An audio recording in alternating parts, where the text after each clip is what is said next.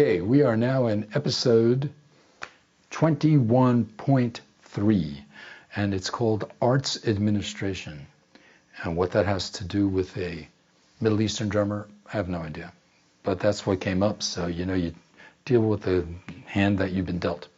Arts Administration, doesn't it sound like a really boring thing? Here's the deal. Let's say you're an artist, and you spent all of your effort creating your art, whether it's music or poetry or dance or painting, even an invention. You could be a physicist, engineer. That stuff taken to the highest level is an art too. Everything sort of begins as philosophy, ask a bunch of questions, then when it gets a little more refined, it turns into a science, once you figure out the rules, and then it becomes an art eventually. Everything becomes an art to the highest level. Whether it's science or the arts, even administration. But here's the thing that most creative people don't think about. There is a huge administrative requirement for dealing with your art to get it into the world. For example, I have 2 concerts and a TV show coming up next week. So right here, you're going to hear a musical ensemble next week. And you know how many logistics are involved in getting 7 musicians who live in 7 different places, not necessarily even in the same states. We've got 4 states and another country. And to be having 3 days of rehearsals in Vermont, and then a TV shoot here in Lee next Thursday, and then a concert at Dewey Hall on Friday, and then a house concert on Saturday. 7 people, where are they going to sleep? What kind of food things are going to happen?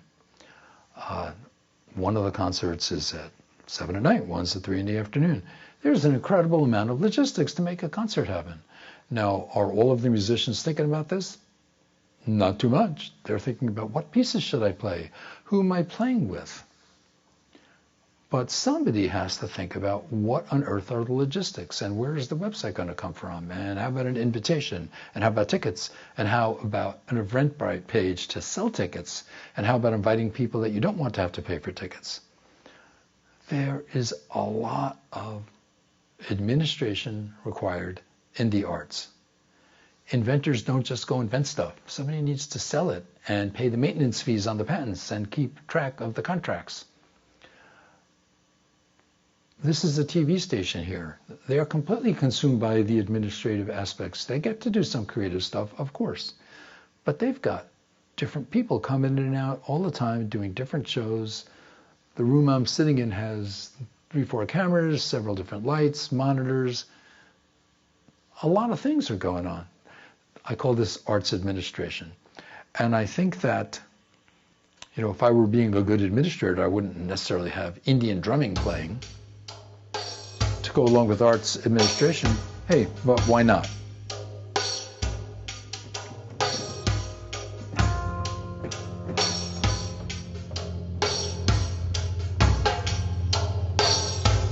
And think about the fact that this Middle Eastern music, there weren't any Fender Rhodes when the Dunbeck was invented.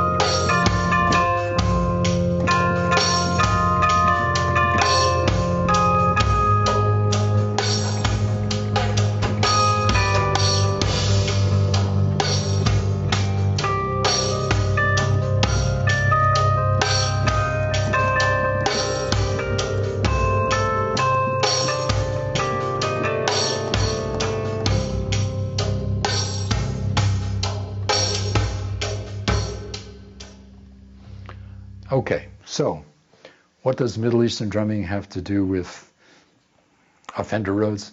Nothing. And if I were very administratively oriented, I would have said, don't do that. But fortunately, creative outliers take a lot of chances. And the randomness of a Middle Eastern drummer and a Fender Rhodes patch coming out of a Macintosh, the absurdity of an Italian keyboard playing a California computer with a Middle Eastern drummer with a Fender Rhodes, which is another California thing, but from like 80 years before this California thing at Cupertino. Wow. Mind-boggling. And artists love to mix and match everything. That's what creativity is about. But you can't just only do creative stuff. You have to do administrative stuff too, because if it doesn't get done, you have a train wreck. Now, if this were a band instead of a person trying to combine the Fender Rhodes and the Doumbeks, and it probably wouldn't have worked.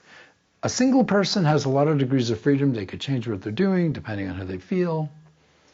And okay, so you can get away with it, sort of, if you have an audience that's into like creativity. Hey, the program's called Harvesting Infinity, so I kind of get a free pass to not have to be overly administrative, but I still have to be somewhat administrative. There are still cables and sound systems and monitors and a microphone and a keyboard.